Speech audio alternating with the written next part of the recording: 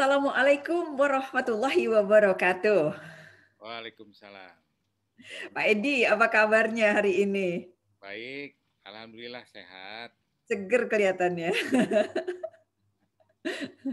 Oke, antusias lagi nih hari ini kita bakal ngebahas komunikasi internal dan ini adalah bagian penting dari komunikasi korporat pastinya ya. Ya, betul. Eh, Betul sekali. iya Pak Edi, jadi promosi dulu. Ini promosi promosi bukan bukan dalam kategori apa ya selling things, tetapi selling ideas gitu ya. Kita mau berbagi yang kami sudah apa ya ekspresikan dengan sungguh-sungguh dan dibantu oleh sejumlah narasumber lain yang juga ikut berbagi di sini di buku komunikasi korporat. Kalau kita tahu di komunikasi korporat itu ada juga bagian yang sangat menarik yaitu komunikasi internal. Yang di sini Pak Edi akan mengupas dengan detail tentang komunikasi di lingkungan perusahaan. Saya juga antusias banget Pak Edi kalau bisa diceritain pengalaman-pengalaman kontekstual juga ya. Oke, Iya, silakan Pak Edi, monggo. baik. Terima kasih Bu Mona untuk sesi sore ini. Ya, Jadi betul sekali tadi disampaikan Bu Mona di awal. Ini adalah selling ideas, ya, termasuk di dalam bukunya tentu saja, ya. dan juga dalam diskusi sore ini kita juga eh, berbagi gagasan ini, berbagi Betul. gagasan berdasarkan berbagai referensi, juga pengalaman-pengalaman yang sudah dilakukan ketika mempunyai tugas dalam konteks penanganan komunikasi korporat. Ya. Nah, saya kasih judul di sesi ini adalah komunikasi di lingkungan perusahaan. Dalam konteks lain, tadi Bu Mona sampaikan, ini adalah bagian daripada komunikasi internal yang sangat strategis, sangat penting. Justru ini adalah sesuatu yang sebetulnya memberikan impact sangat besar Ya, terhadap komunikasi eksternal. Kan betul, begitu. betul. Jadi ketika komunikasi internal berjalan dengan bagus, begitu, Mm-mm. Mm-mm. maka semua yang terkait dengan policy atau kebijakan-kebijakan manajemen terkait dengan aturan-aturan main di dalam perusahaan, Mm-mm. begitu, maka semuanya itu akan menjadi sebuah budaya, lebih jauhnya akan menjadi sebuah budaya, dan itu yang diinginkan sebetulnya, sehingga Ya. budaya itu akan kuat dalam konteks budaya kerja atau budaya perusahaan yang Mm-mm. akan membentuk ritme Mm-mm. dari sebuah korporasi menciptakan pekerjaan yang efisien, efektif, dan produktif. Nah, Mm-mm. ketika di dalam perusahaan sudah berjalan seperti itu, maka konteks keluar Mm-mm. dalam konteks pelayanan misalnya atau services, dalam konteks reputasi itu otomatis terbentuk dengan sendirinya. Karena ketika ke dalam kuat, itu otomatis kinerjanya juga akan terbentuk dengan bagus. Ketika kita mendapatkan kinerja yang bagus, begitu, maka itu berarti reputasi akan terbentuk. Ya. Kinerja bagus, reputasi akan terbentuk dalam konteks korporasi secara keseluruhan, baik keluar maupun ke dalam. Ini Ya. penting. Ini Ya. penting. Ya, Ngeling ya, ngeling ya, semuanya ngeling, ya. ngeling Jadi semua. internal internal communications yang bagus menimbulkan produktivitas, produktivitas dan kinerja itu membangun reputasi dari korporat ya. Iya, betul sekali. Baik. Nah, salah satu yang kita akan garis bawahi sore ini, Mm-mm. antara lain adalah komunikasi dan efektivitas organisasi. Mm-mm. Ya, Mm-mm. tepat sekali Mm-mm. kalau Barnard jauh tahun 38 begitu, Mm-mm. seorang eksekutif puncak dari Bell Telephone Company Mm-mm. di New Jersey, dia mengatakan bahwa dalam setiap organisasi yang tuntas lagi menyeluruh, komunikasi pasti menduduki tempat sentral. Mm-mm. Karena struktur, keluasan jangkauan, dan ruang lingkupnya hampir sepenuhnya ditentukan oleh teknik-teknik komunikasi. Barnard juga menjelaskan di situ bahkan sesungguhnya spesialisasi dalam organisasi muncul untuk dipelihara karena tuntutan-tuntutan komunikasi. Artinya secara substansi, organisasi akan efektif, begitu, apabila komunikasi manajemen di dalam perusahaan itu berjalan dengan baik. Demikian juga komunikasi dari bawahan atau tim kepada manajemen juga berjalan baik. Artinya harus ada timbal balik di sini.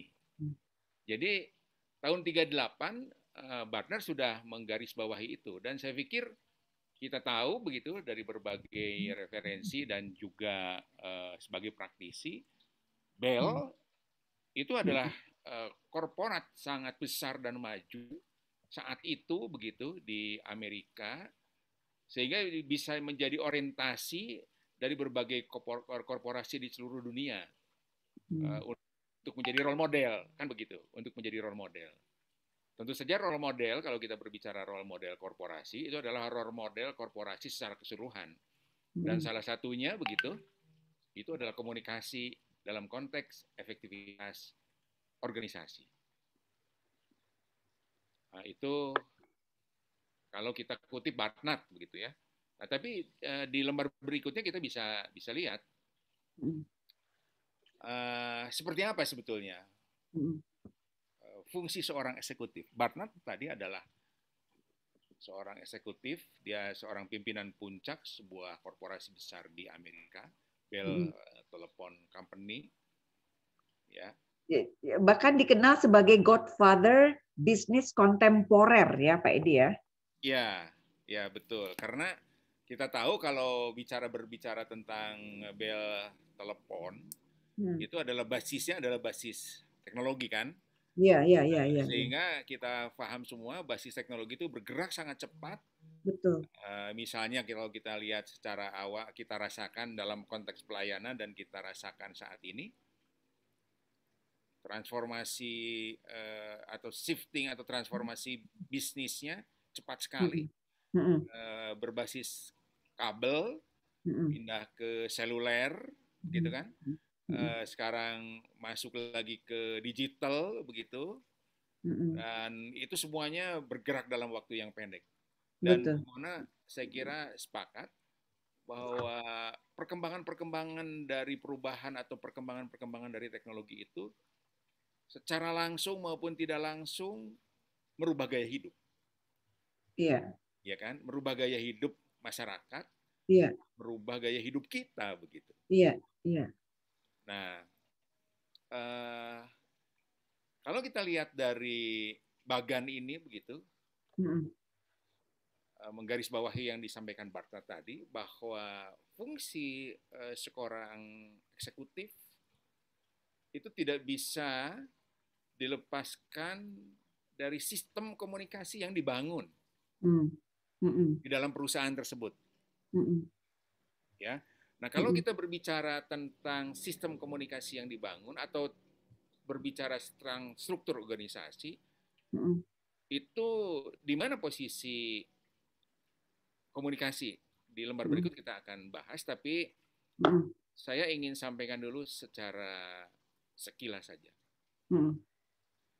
Korporasi-korporasi modern menempatkan fungsi komunikasi dalam level yang sangat strategis. Ya, dalam level yang sangat strategis. Di beberapa korporasi mungkin masih perlu perhatian begitu. Ya, tapi korporasinya kalau korporasi yang berbasis teknologi, kalau korporasi yang berbasis bis customer besar, kemudian lingkup layanan juga sangat besar, otomatis dia berada dalam posisi yang sangat strategis. Nah, kenapa dalam posisi sangat strategis? Karena di situ ada dua yang bisa digarisbawahi. Pertama dari sisi tools, organisasi. Jadi organization tools memang membutuhkan itu, begitu kan? Ya. Tapi dari sisi substansi juga dibutuhkan. Artinya dari sisi substansi, ada atau tidak ada organisasi itu, fungsi komunikasi atau sistem komunikasi tetap harus berjalan, kan begitu? Nah, ditarik kepada lingkaran ini, yang bisa kita lihat di layar, Bartlett juga menggarisbawahi di sini. Fungsi seorang eksekutif itu adalah mengembangkan dan memelihara. Ya kan? Mengembangkan dan memelihara itu sebuah keniscayaan. Karena perusahaan kan harus berkembang dalam konteks keseluruhan, dan ketika sudah berkembang maka itu harus dipelihara supaya dia bisa terus sustain. Karena perusahaan itu kan dibangun untuk tumbuh berkelanjutan. Gitu.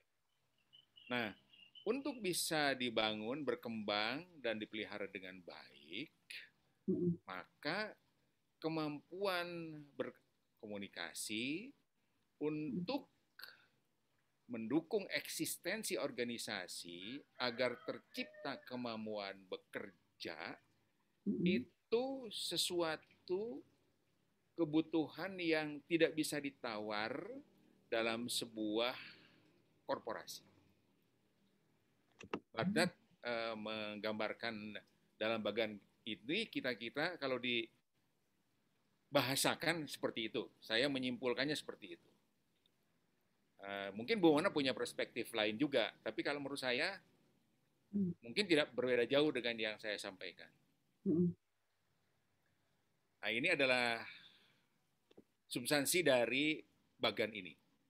Jadi fungsi seorang eksekutif pasti sangat strategis karena dia adalah penggerak dari roda organisasi. Gitu. Penting banget ya ternyata ya, penting banget ya. Ya, ketika organisasi itu akan bergerak, maka seluruh fungsi di dalam organisasi itu harus bergerak. Iya. Kan salah satu yang akan mempunyai peran sangat besar itu adalah fungsi dari komunikasi korporat. Nah, kalau kita berbicara komunikasi korporat dalam konteks internal, maka kepiawaian seorang top eksekutif menyampaikan pesan kepada seluruh karyawan atau kalau kita berbicara internal kepada seluruh karyawan perusahaan itu sangat-sangat strategis karena dia ketika menyampaikan sesuatu harus memberikan pengaruh positif yang sifatnya adalah mendukung, yang sifatnya adalah mengembangkan, yang sifatnya adalah memberikan motivasi. Nah, tentu saja ada yang lebih luas, kemampuan berkomunikasi kepada stakeholders pada akhirnya yang mau tidak mau atau harus dimiliki. Ya kan? Makanya dalam asesmen untuk memilih pimpinan-pimpinan puncak perusahaan, board atau direksi perusahaan multinasional atau perusahaan-perusahaan besar, itu salah satu dimensi dari asesmen yang dinilai. Dimensi dari asesmen yang dinilai selain dimensi leadership, dimensi yang lain juga, misalnya ada 9 atau bahkan 12 dimensi, salah satu yang diukur adalah komunikasi. Gitu. Salah satu yang diukur itu adalah komunikasi. Iya. Ya. Pak Edi, saya mau tambahin ya. Jadi di dalam teorinya Mayfield, dia menyebut bahwa seorang eksekutif perlu memiliki 3 keterampilan komunikasi, yaitu pertama, keterampilan untuk menyampaikan visi, jadi meaning making ya, bahasa motivasinya meaning making, yaitu menyampaikan visi-visi. Jadi dia perlu bisa menjelaskan kita nih mau ke sana nih gitu. Itu yang pertama. Kedua, dari sisi dia perlu punya keterampilan dalam memberikan pendelegasian tugas-tugas. Jadi komunikasinya itu perlu ngasih arahan. Ini gini. Kalau tadi visi lebih ke dream, kedua arahan, ketiga perlu keterampilan dalam berkomunikasi secara humanis. Jadi secara humanis itu menjadi memanusiakan manusia yang ada di dalam internal tadi. Jadi balik lagi saya sepakat bahwa ternyata sistem komunikasi atau seorang eksekutif perlu memiliki keterampilan yang baik dalam berkomunikasi sehingga ini menjadi energi untuk keberlangsungan eksistensi dari organisasi ini, ya Pak Edi. Betul. Kata kuncinya tadi Bu Mona sudah sampaikan, saya sepakat juga. Energi. Energi. Ya kan? Energi sangat besar. Gitu. Sangat penting. Oke. Ya. Baik. Next ya. Ya, siap. Oke. Nah, kita lihat sekarang. Komunikasi organisasi dapat dilihat dari beberapa sudut pandang. Berdasarkan apa yang disebut dengan sebagai key distinctions. Jadi kita paham sebetulnya, kalau kita berbicara komunikasi, sebetulnya memang berbicara sudut pandang. Ya kan? Salah satu perspektif terpenting dari komunikasi adalah berbicara sudut pandang. Misalnya, sudut pandang. Kalau sifatnya adalah memberikan motivasi, maka yang harus diambil perspektifnya itu adalah sudut pandang positif, kan begitu? Bahwasanya di situ ada kekurangan, tentu saja beberapa hal tentu saja ada kekurangan. Tetapi yang terpenting, bagaimana perspektif yang diambil adalah perspektif yang positif. Nah, dalam konteks itu, coba kita lihat sekarang key distinctions apa saja sebetulnya dari komunikasi organisasi ini. Yang pertama ada level. Ya, kita tahu kalau dalam organisasi, ya namanya juga organisasi. Kalau organisasi ada level kan, saya kira itu struktur itu memang membuat level kan begitu. Leveling itu menjadi kebutuhan daripada organisasi. Tinggal seberapa lebar, seberapa besar itu tergantung keputusan atau kebutuhan dari organisasi tersebut. Kemudian yang berikut adalah yang harus menjadi perhatian bahwa komunikasi organisasi juga kita harus ingat bahwa komunikasi itu ada yang formal dan versus informal. Tadi Bu Mona sampaikan yang 3 digarisbawahi, hal-hal yang sifatnya manusiawi, ya kan? Itu sesuatu yang bisa disampaikan dalam konteks informal, ya kan? Kalau formal mungkin direction atau arahan, ya kan? Tadi kan ada arahan. Arahan itu artinya formal kan? Arahan itu berbasis kebijakan, berbasis target, berbasis ukuran-ukuran yang harus dipenuhi, key performance indikator yang harus dicapai.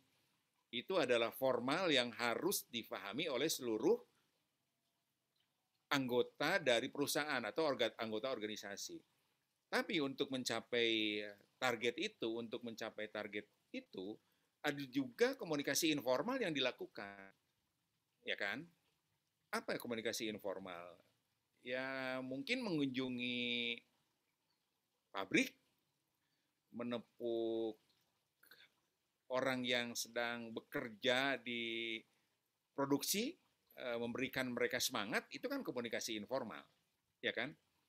Atau mungkin datang ke ruang staf yang sedang bekerja dan kemudian bertanya apa yang sedang kamu kerjakan, dan kemudian juga ngobrol pada event-event yang sifatnya informal, itu juga bisa dibangun dalam konteks komunikasi organisasi.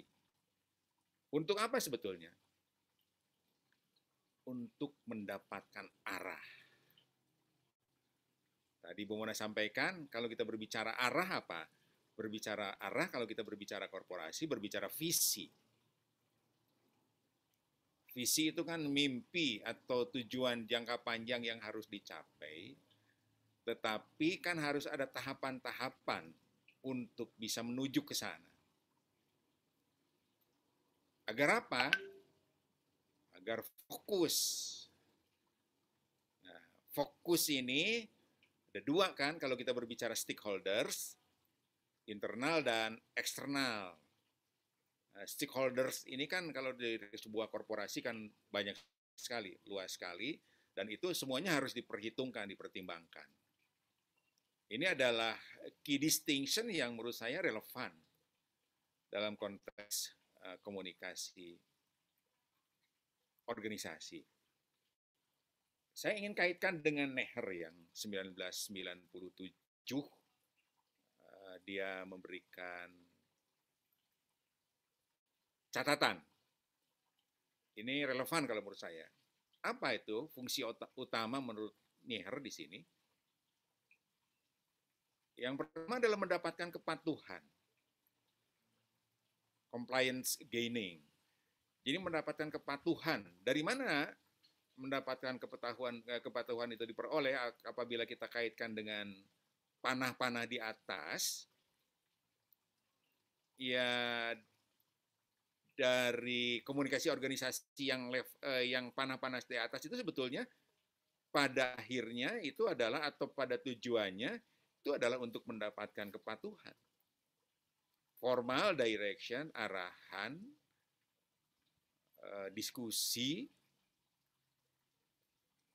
rapat, itu adalah arahan.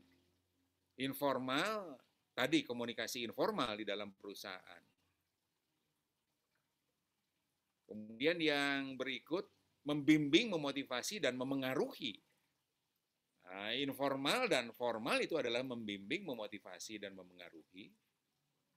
Jadi kalau kita berbicara dalam konteks organisasi, membimbing, memotivasi, dan memengaruhi pun kita bisa bagi dua sebetulnya, Bu Mona. Ada yang sifatnya formal atau berbasis regulasi atau aturan perusahaan. Misalnya,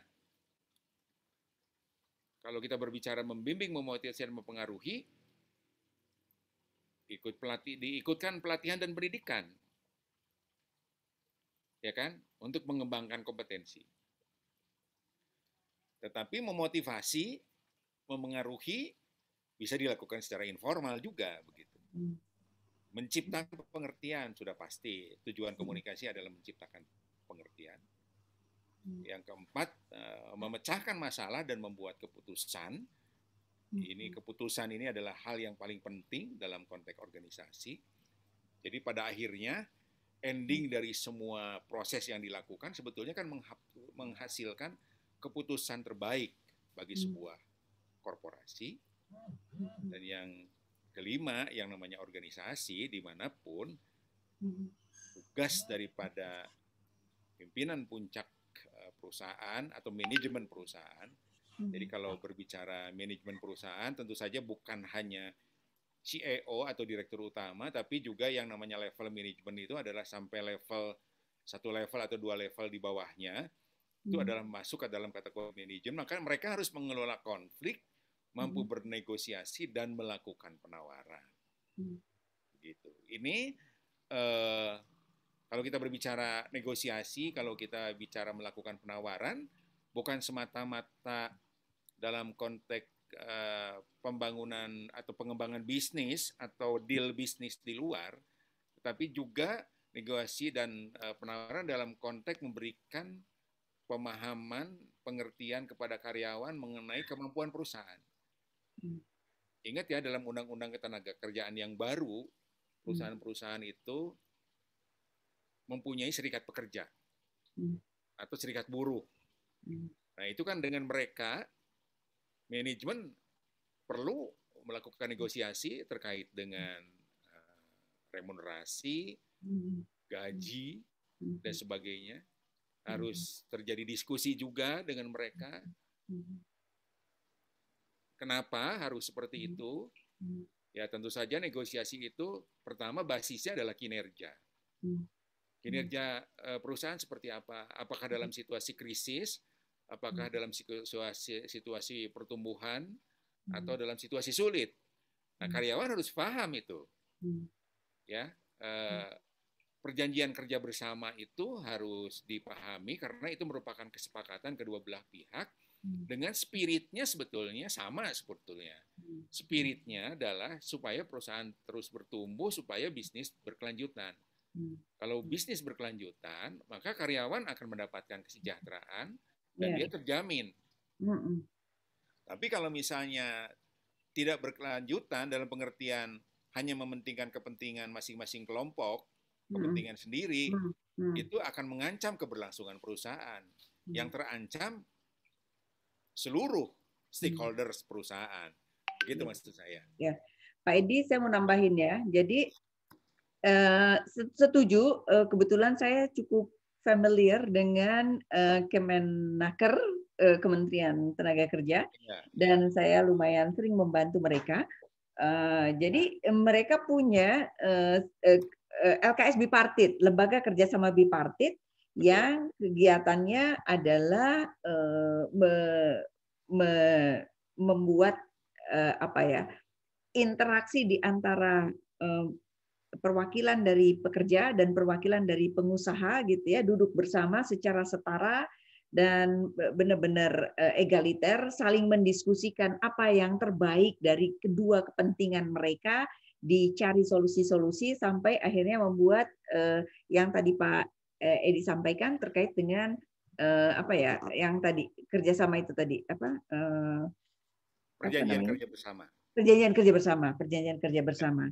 Dan saya setuju tadi Pak Edi menggarisbawahi tentang Neher mengenai menciptakan pengertian. Jadi ketika di dalam organisasi tidak mampu menciptakan pengertian bahwa ini adalah win-win, kolaborasi di antara mereka, ini berdampak besar terhadap potensi sustainability of the company gitu, ya kan? Betul.